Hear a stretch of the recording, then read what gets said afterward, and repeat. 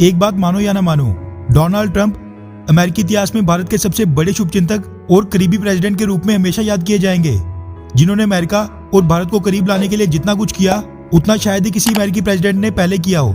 America के Capitol Hill की घटना पूरी दुनिया ने देखी, जब कुछ लोगों की भीड़ बिल्कुल बेकाबू होकर हाउस ऑफ रिप्रेजेंटेटिव्स और सीनेट में घुसने की कोशिश कर रही थी, और उसमें से कुछ लोग तो वहां अंदर घुस भी गए थे। अब क्योंकि वो सभी लोग अमेरिका के पूर्व राष्ट्रपति डोनाल्ड ट्रंप के समर्थक थे, इसलिए जो कुछ भी उस बेकाबू भीड़ ने किया, सारे का सारा बिल डोनाल्ड ट्रंप के सर पर फोड़ दिया गया था। जिसके बाद बस अमेरिका ही नहीं, पूरी दुनिया में डोनाल्ड ट्रंप की आलोचना की जाने लगी। सोशल मीडिया पर उनकी इमेज को खराब करने वाले नेगेटिव कैंपेन चलाए गए।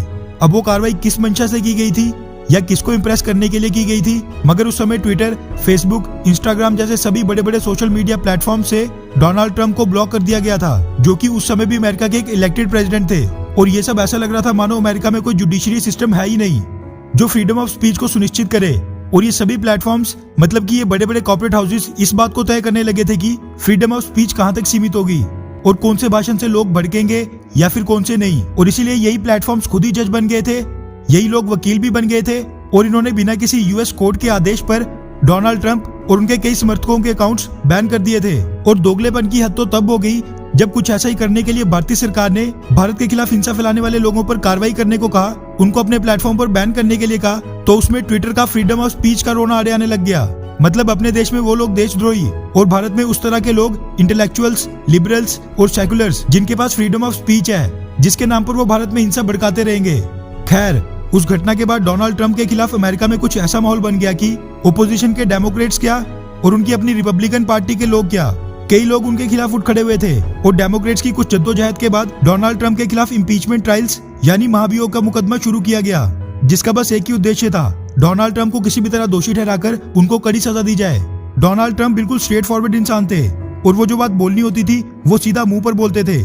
इसलिए अमेरिका में उनकी अपनी पार्टी में भी कई आलोचक बन गए थे, जिन्होंने अपना असली रंग तब दिखाना शुरू किया जब जो बाइडेन ने अमेरिकी प्रेसिडेंट के रूप में शपथ ले ली थी। वहीं खुद अमेरिकी प्रेसिडेंट जो बाइडेन ने भी डोनाल्ड ट्रंप पर इम्पीचमेंट ट्रायल्स को जस्टिफाई करते हुए कैपिटल हिल की घटना के लिए डोनाल्ड ट्रंप को ही दोषी ठहराया था। मगर अब जो बाइडेन के साथ साथ उन सभी लोगों को एक बड़ा झटका लगा है जो चाहते थे कि डोनाल्ड ट्रंप जेल में बैठे हों।